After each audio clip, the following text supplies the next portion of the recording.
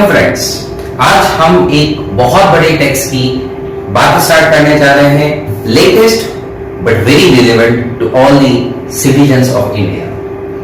भारत में हम लोगों ने एक नया कंसेप्ट देखा, गए 3 सालों के अंदर हमारे पास में एक नया कंसेप्ट आया, जीएसटी उर्फ गुड्स एंड सर्विस टैक्स। बात इतनी सी है कि गुड्स एंड सर्विस टैक्स, इसके पहले सबसे पहली क्लास में हम लोगों को समझना चाहिए इनडायरेक्ट टैक्स।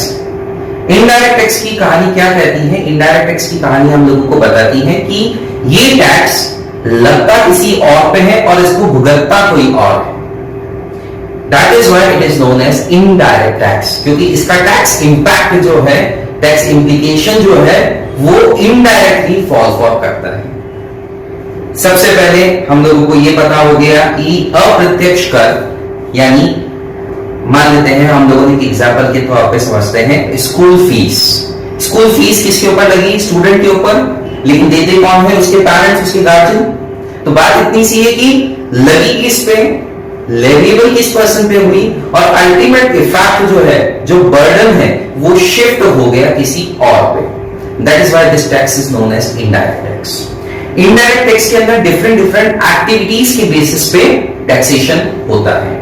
डिफरेंट एक्टिविटीज में हो सकता है प्रोडक्शन एंड मैन्युफैक्चर। एक टाइम था इस प्रोडक्शन एंड मैन्युफैक्चर के ऊपर एक्साइज ड्यूटी लगती थी।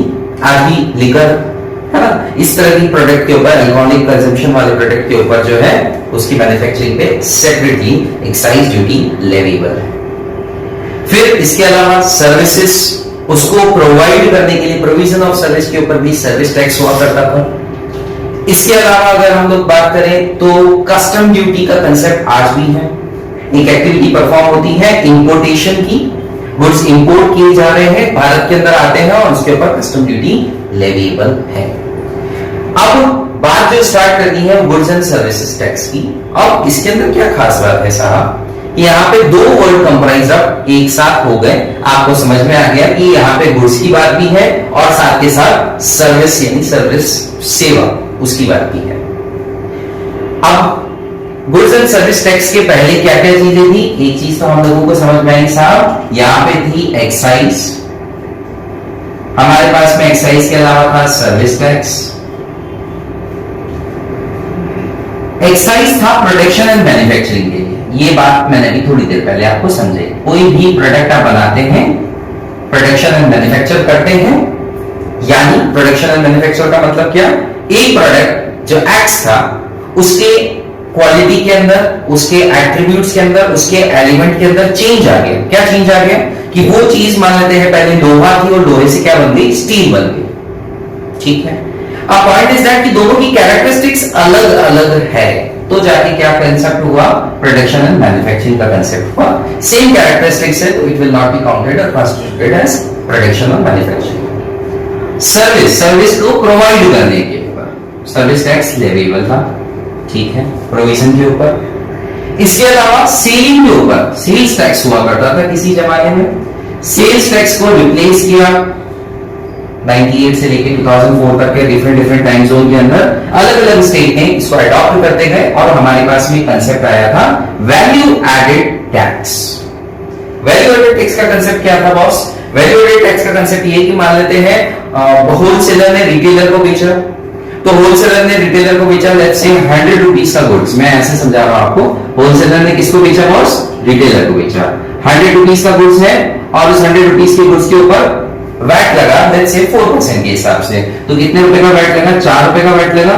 टोटल 104 रुपए पे करे किसने? रिटेलर ने। रिटेलर ने होलसेलर भैया को कितने दिए? 104 रुपए, जिसमें से 100 रुपए तो गए होलसेलर के पास में और ये 4 रुपए चले गए गवर्नमेंट के पास में। किस नाम से? वैट। ठीक है। अब रिटेलर का पॉइंट ऑफ व्यू देखिए। होलसेलर ने किसको बेचा था साहब? गुड्स बेचा रिटेलर को। गुड्स तो आ गया रिटेलर के पास, क्या रिटेलर अपने पास रख रहा है? नहीं, वो किसको बेच रहा है? कंज्यूमर को। द अल्टीमेट कंज्यूमर जो उसको खाएगा, उसको यूज लेगा, उसको उपभोग करेगा। अब क्या हुआ? 104 रुपए के गुड्स के अंदर मान लेते हैं 104 रुपए का गुड्स था रिटेलर के पास में, जिसमें 100 रुपए का तो था गुड्स की वैल्यू और 4 रुपए का उसके पास में वैट क्रेडिट था। इनपुट वैट क्रेडिट जो रिटेलर ने भुगता, जो रिटेलर ने पे किया, किसको पे किया? होलसेलर को। होलसेलर ने वापस गवर्नमेंट को दिए, इट्स अ सेपरेट थिंग। लेकिन बात क्या है? रिटेलर ने क्या किया? रिटेलर ने 4 रुपए का भुगतान किया, उसको इनपुट टैक्स क्रेडिट के नाम से दर्ज किया गया। अब वो आईटीसी इनपुट टैक्स क्रेडिट जो है किसके पास में खड़ा है? रिटेलर के पास में, कोई दिक्कत नहीं इसमें। अब रिटेलर ने मान लेते हैं इसके अंदर अपना प्रॉफिट और अदर एक्टिविटीज का प्रोपोर्शन जोड़ के 96 रुपीज एडअप किए। अब इसके पास में कितना हो गए? ये 200 रुपए की वैल्यू, जिसके अंदर से 4 रुपए का तो पर्टिकुलर गुड्स है, और चलिए राउंड ऑफ कर लेते हैं हम लोग। 100 रुपए का गुड्स है प्लस 4 रुपए की वैल्यू इनपुट टैक्स क्रेडिट में आईटीसी में खड़ी हुई है 96 रुपीज के हिसाब से। अब उसके पास में क्या आ गया? 200 रुपए का पर्टिकुलर सेलिंग प्राइस आ गया। 200 रुपए में किसको बेचा? कंज्यूमर को। कंज्यूमर के पास में पहुंच गया 200 रुपए का माल। कंज्यूमर को सिर्फ 200 रुपए नहीं देने, उसके ऊपर 8 रुपए लेट्स से 4% का वैट लग रहा है। होलसेलर ने रिटेलर से भी 4% लिया। ये रेटें अलग अलग भी हो सकती है, जरूरी नहीं कि एक ही सेट में एक ही रेट लगे, ठीक है? कोई बात नहीं, ये पुराना कंसेप्ट है ना? तो आप बात इतनी सी 2017 के आसपास तक की बात कर रहे हैं, उसके पहले का कंसेप्ट बात कर रहे हैं। 4% वैट हुआ करता है, तो 100 रुपए पे 4 रुपया लगा, 96 रुपीज की वैल्यू एडिशन हुआ, प्रॉफिट इंक्लूडेड है। 200 रुपए में सेल किया किसको? अल्टीमेट कंज्यूमर सी को। Now the point is that 200 रुपए के साथ साथ उसने भाई ने कितने पे किए? 8 रुपए पे किए किसको? रिटेलर को। अब रिटेलर को क्या करना है? 8 रुपए का भुगतान करना है टोटली। 8 में से 4 का उसके पास में आईटीसी है, आउटपुट टैक्स है कितना? 8 रुपया। 4 रुपए का पास उसके पास में रिटेलर के पास में, चूंकि उसने पहले पे किया था, आईटीसी है। बाकी का 4 रुपया वो किसको जमा करा देगा? गवर्नमेंट को। अल्टीमेट कंज्यूमर के लिए कितनी कॉस्टिंग पड़ी? 208 रुपया। 208 रुपए की कॉस्टिंग के अंदर उसके पास वो पर्टिकुलर गुड्स पहुंच गया। बर्डन होलसेलर पे था 4 रुपए भुगतान करने का, उसने रिटेलर से वसूल कर लिए 104 रुपए के नाम से। बर्डन किस पे था? रिटेलर के पास। कितने रुपए के ऊपर? 200 पे 8 रुपए का टैक्स भुगतान करने का, उसने किससे कंज्यूम कर लिए? किससे? कंज्यूमर से वसूल कर लिए 200 रुपए पे 8 रुपया। और अल्टीमेट बर्डन किस पे शिफ्ट हो गया कहानी के अंदर? कंज्यूमर के ऊपर। अब आप नोटिस करेंगे यहाँ पे 208 रुपए के अंदर 4 रुपए का जो है वो रिटेलर ने पे किया, और बाकी का 4 रुपया इसको जब वसूल हुआ तो बाकी का 4 रुपया अल्टीमेटली गवर्नमेंट के पास पहुंच गया।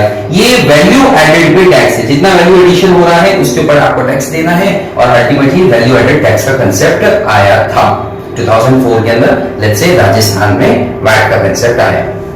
अब वैट किसके ऊपर है? सेल के ऊपर है, सेल ऑफ गुड्स। सर्विस के ऊपर तो मैंने पहले ही कह दिया कि वो सर्विस टैक्स लगता है। अब वैट था सेल ऑफ गुड्स पे, वो भी किस पे? With in state. मतलब राजस्थान का माल राजस्थान में ही बेचा जा रहा है। लेट्स से जयपुर के अंदर बना और उसको चित्तौड़ में आकर के बेच दिया, ठीक है? या चित्तौड़ में बना हस्तशिल्प का कोई भी हैंडीक्राफ्ट का प्रोडक्ट और उसको जयपुर में बेच दिया। Either of the case within state sale हो रहा है, तो वैट का कंसेप्ट है। आउट ऑफ द स्टेट हो तो आउट ऑफ द स्टेट अगर सेल किया जा रहा हो, चित्तौड़ में बना और उसको नीमच भोपाल किसी भी जगह बेच दिया, फिर क्या होता है? फिर उस जमाने का कंसेप्ट यानी 2017 के पहले का कंसेप्ट था सेंट्रल सेल्स टैक्स। एक कंसेप्ट है वैल्यू एडेड टैक्स, वो भी सेल पे लेकिन विद इन स्टेट। एक कंसेप्ट है सीएसटी सेंट्रल सेल्स टैक्स, वो वन स्टेट से अदर स्टेट में बेचा जा रहा है कोई माल, तो सेंट्रल सेल्स टैक्स लगता था, ठीक है? ये 4 तरह की टैक्स के अलावा और ऑक्ट्राई भी होता है ना? ऑक्ट्राई चुंगी जो सुना है हम लोगों ने, और टनेज टैक्स भी, बहुत सारे कंसेप्ट है। बट अपन वापस से बात करते हैं एक्साइज, सर्विस, वैट और सीएसटी की दुनिया, क्योंकि इन चारों दुनिया को मर्ज करके क्या कंसेप्ट आया है? वन नेशन वन टैक्स के नाम से गुड्स एंड सर्विस टैक्स। अब ये नाम तो मैं दे रहा हूं, इसके साथ साथ एक लास्ट कंसेप्ट बता देता हूं कि ये वसूलते कौन थे, यानी इन टैक्सेस को लेने के बाद में जो रेवेन्यू डेवलप होता था वो किसका होता था? सेंट्रल गवर्नमेंट का कि स्टेट गवर्नमेंट का? वेरी फर्स्ट क्लास के अंदर हम लोगों ने एक बात समझी थी कि कॉन्स्टिट्यूशन ऑफ इंडिया ने राइट दिया है, किसको? गवर्नमेंट को राइट दिया है, क्या बनाने के लिए? टैक्सेशन एक्ट बनाने के लिए। तो वो एक डिफरेंट एक्ट के थ्रू टैक्स वसूल सकते हैं, कौन? Central and state government. Fine. Central and state government को और क्लैरिफाई कर दिया कि भाई हमारे पास शेड्यूल नंबर 7 के अंदर 3 लिस्टें हैं, state list, union list, concurrent list. इन तीनों लिस्टों के अकॉर्डिंग जो आइटम इसमें फॉल फॉर कर रहे हैं उसके अकॉर्डिंग आपको टैक्स वसूलना है, ठीक है। इनकम टैक्स सेंट्रल गवर्नमेंट लेती है क्योंकि वो यूनियन लिस्ट का मैटर है। एक्साइज भी सेंट्रल गवर्नमेंट लेती थी, सेंट्रल एक्साइज एक्ट 1944 के माध्यम से सेंट्रल गवर्नमेंट लेती थी एक्साइज ड्यूटी, ठीक है। सर्विस टैक्स फाइनेंस एक्ट 1994 के थ्रू सर्विस टैक्स कौन लेता था? Central government. अब मैं कंसेप्ट बता रहा था वैल्यू एडेड टैक्स का, तो Rajasthan value added tax act 2004 के अकॉर्डिंग कौन लेता था? राजस्थान गवर्नमेंट, यानी स्टेट गवर्नमेंट। वैट जो था वो स्टेट गवर्नमेंट के एम्बिट में था। और ये जो सीएसटी है ना, क्योंकि ये तो हो गया स्टेट लिस्ट का मैटर, ठीक है, ये दोनों हो गए भाई यूनियन लिस्ट यानी सेंट्रल लिस्ट के मैटर। ये जो है वो कॉन्करेंट लिस्ट का मैटर था। अब कॉन्करेंट लिस्ट के अंदर होता क्या था? लगता यानी इंपोज कौन कर रहे हैं? सीएसटी को इंपोज कर रही है सेंट्रल गवर्नमेंट, लेकिन उसको वसूलती कौन थी? State government. ठीक बात है। तो हमारा को एक चीज पता चली कि एक जमाने में ये 4 टैक्स हुआ करते थे जिनको मर्ज करके जीएसटी के अंदर डाल दिया। साथ के साथ हमें ये पता चला कि यार इनको लेने वाली अथॉरिटी अलग अलग थी, तो आदमी डिफरेंट ऑथोरिटीज में टैक्सेशन के अंदर और उसकी कंप्लायंसेस के अंदर और उस सारे गवर्नेंस के अंदर फंसता जाता। और ये भी था कि यार इनका क्रेडिट इसके अंदर अवेल हो जाता है, इसका क्रेडिट इसमें हो जाता है, लेकिन इसका क्रेडिट हो ही नहीं पाता या इसके अंदर और कुछ बेनिफिट ले ही नहीं पाते।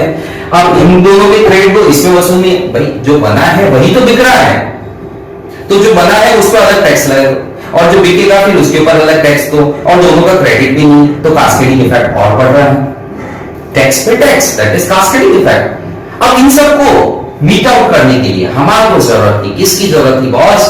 गुड्स एंड सर्विस टैक्स की। जीएसटी का कंसेप्ट इसी के साथ नया है। नेक्स्ट कंसेप्ट जीएसटी के अंदर हम जानेंगे नेक्स्ट क्लास में। That's all from my side, thank you so much.